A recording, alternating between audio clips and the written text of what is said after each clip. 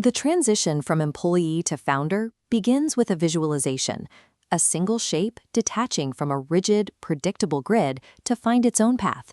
When the difficulty of that path becomes clear, a fallback option remains open. Any skilled professional can refine their CV and return to a corporate role with a stable salary. That corporate path provides immediate benefits. A regular paycheck offers visible proof of success to family and friends, bringing an instant sense of security. Despite the security, the internal drive to build something independent persists. A paycheck cannot replace the desire to stop working for someone else's goals. Taking that leap involves a transition into a level of isolation that most founders are not prepared to handle. Choosing to be a solo entrepreneur means stepping away from the established social and emotional safety nets of the professional world. The solo founder operates on a different clock. Their reality is the 4:30 a.m. grind, working in the quiet hours before the rest of the world wakes up. These hours are spent on the invisible work, studying, testing new ideas, and trying to design systems without a team to provide feedback.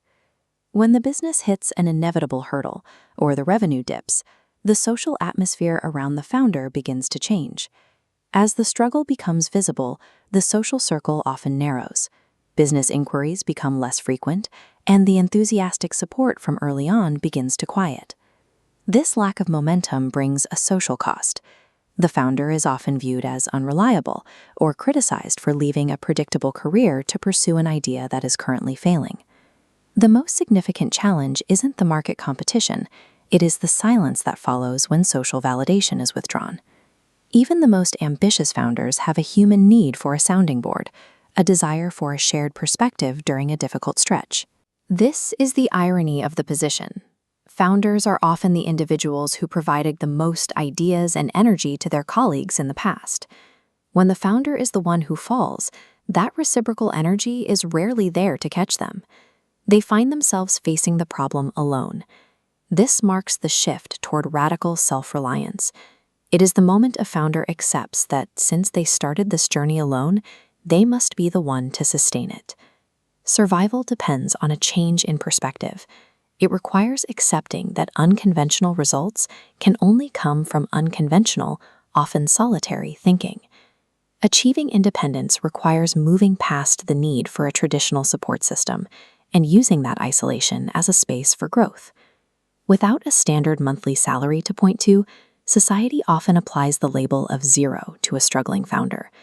The resilient founder views this state differently. They see the zero as a clean foundation, a necessary starting point for building something new.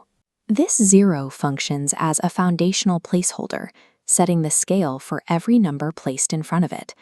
When the founder's work generates a leading real number, the value expands.